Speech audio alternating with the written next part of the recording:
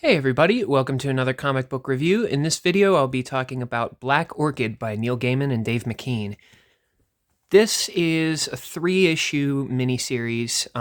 It was released, I believe, in the late 80s, and it follows the story of Susan Linden, who, also known as the Black Orchid, was a crime fighter. And at the very beginning of this story, she is attempting to infiltrate a mob organization, and she gets found out, and the mob kills her, and she gets reborn as like a new version of the Black Orchid, except there's a whole bunch of her, and she has like these powers that are associated with plants.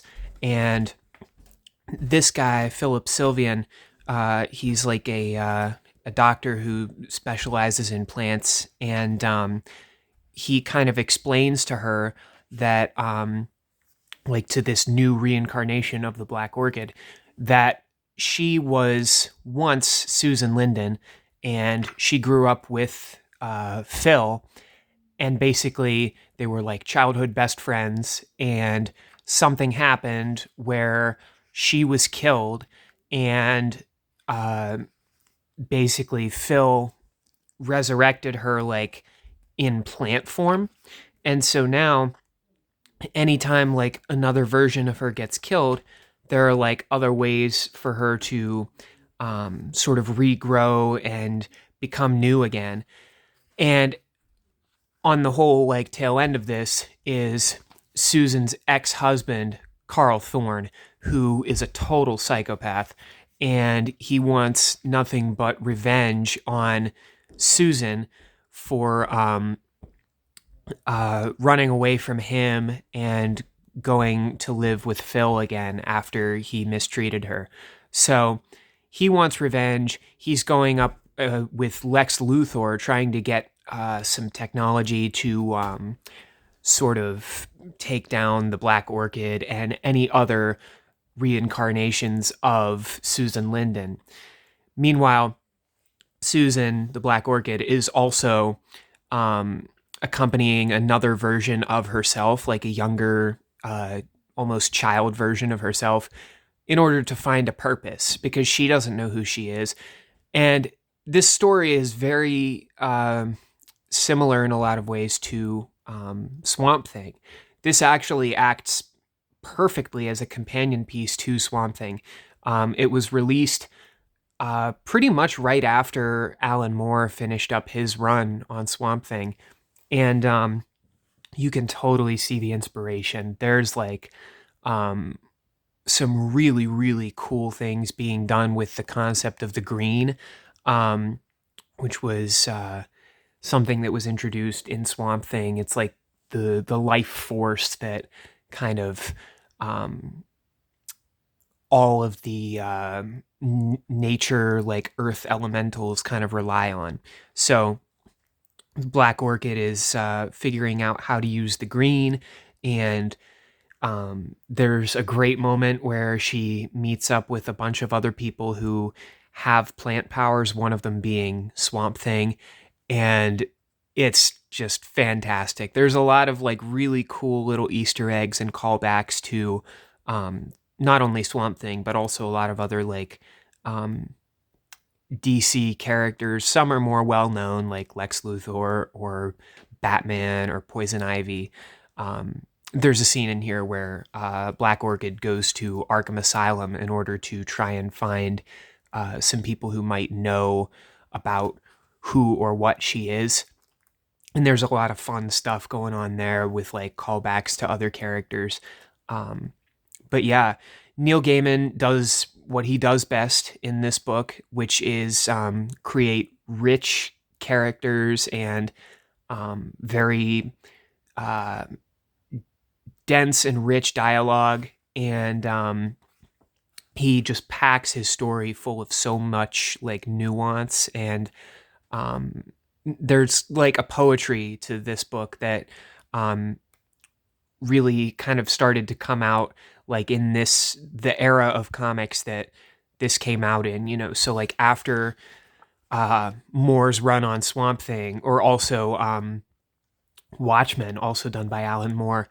Um, really, any of the stuff Alan Moore was working on at the time, and Neil Gaiman's Sandman, and Frank Miller's The Dark Knight Returns, and Batman Year One, all of those like monumental achievements in the comic book world, really kind of inspired this book as well. And this goes along with like the poetic dialogue and the richly crafted characters and world building, and it's awesome. And the fact that it's only three chapters long, they can fit such a um, just such a cool concept into like such a short um, miniseries.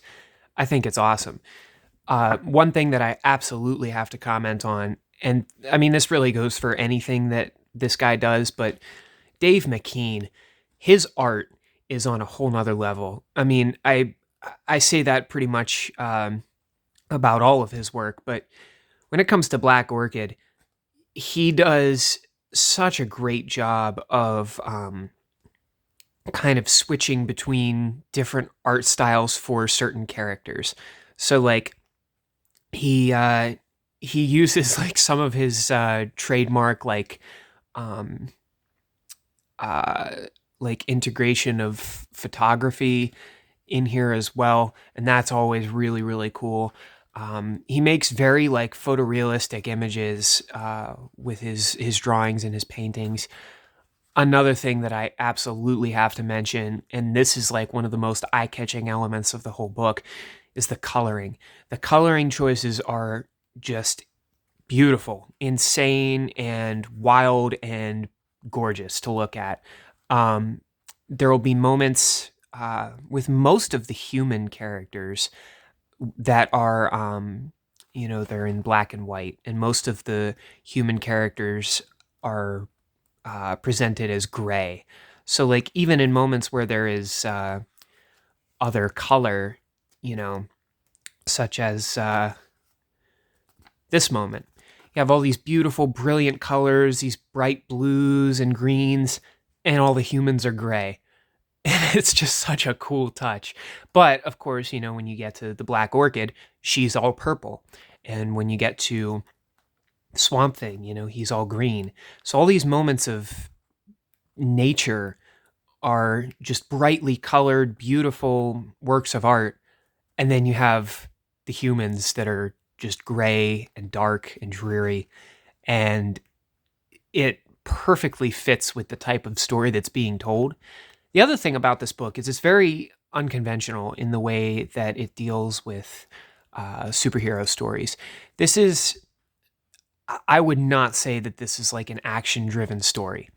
There's not really a lot of action in this story. Instead, it opts more for very interesting conversations, meticulously crafted characters, great world building, and it relies less on action than it does those things, which really I appreciate. Because, I mean, technically, is this a superhero story? I mean, I guess, if you want to call it that, but it's also a total deconstruction of the superhero genre, similar to how Watchmen was, similar to how Swamp Thing was.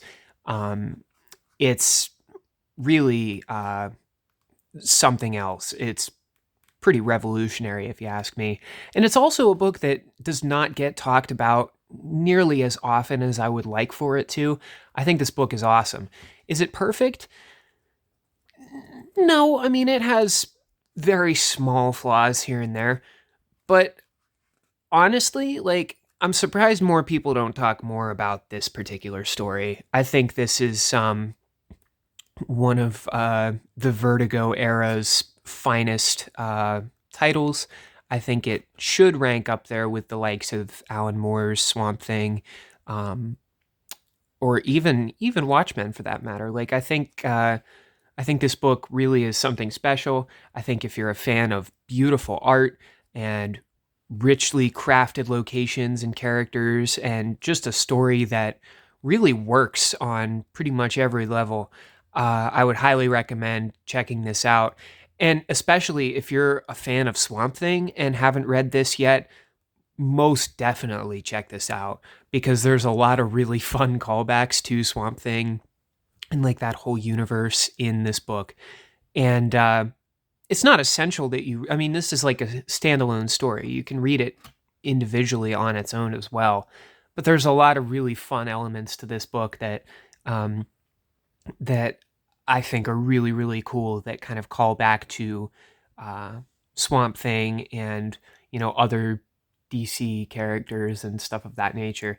This is a great, great book. Neil Gaiman, a true master. Same with Dave McKean.